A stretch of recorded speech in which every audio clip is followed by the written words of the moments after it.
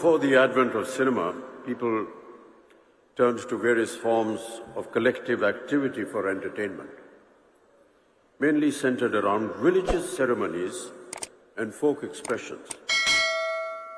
Be it the temple dances from South India and Manipur that gave birth to some of our major classical dance forms, or the North Indian tradition of the Ram Leela and the Ras Leela that married mythology and theatre in their most accessible formats. The tradition of kirtans and qawwalis were born at a place of worship, like temples and dargahs, to give communities a sense of companionship and solidarity. Compared to these age-old practices, cinema is a relatively newer phenomenon.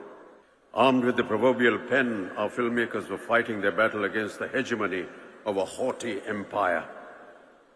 Close to 24 films were released between 1921 and 1947 that either obviously or obliquely depicted the British as oppressors.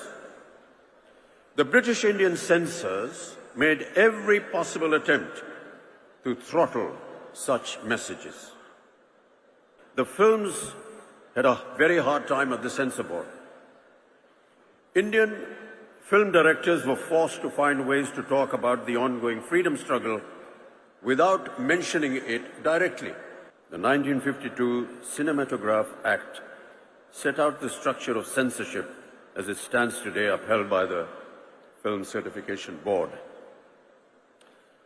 But even now, ladies and gentlemen, and I'm sure my colleagues on stage will agree, questions are being raised on civil liberties and freedom of expression. Cinema, and in fact the advent of articulation through social media platforms, have now become the foremost expression of human experience and emotion. The collective narrative of our times is shaped by social media. And contrary to the belief that the spread of social media will affect cinema negatively, I believe cinema has an even more important role to play now.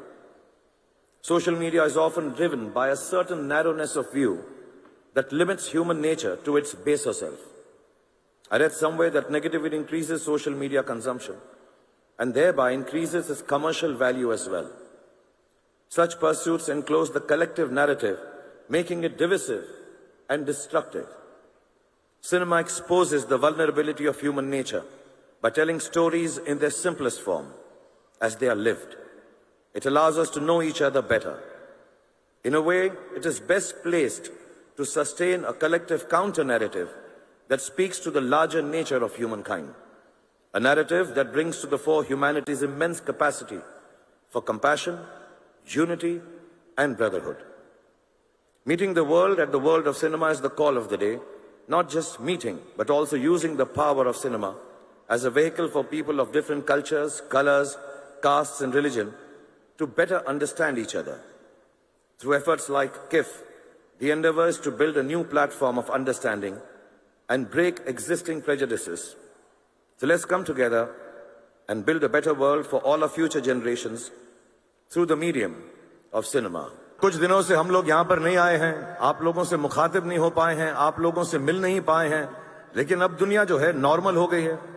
हम सब खुश हैं, मैं सबसे ज्यादा खुश हूं, और ये बात बताने में मुझे बिल्कुल भी आपत्ति नहीं है कि दुनिया कुछ भी कर ले, मैं और आप लोग और जितने भी पॉजिटिव लोग हैं सब के सब जिंदा हैं।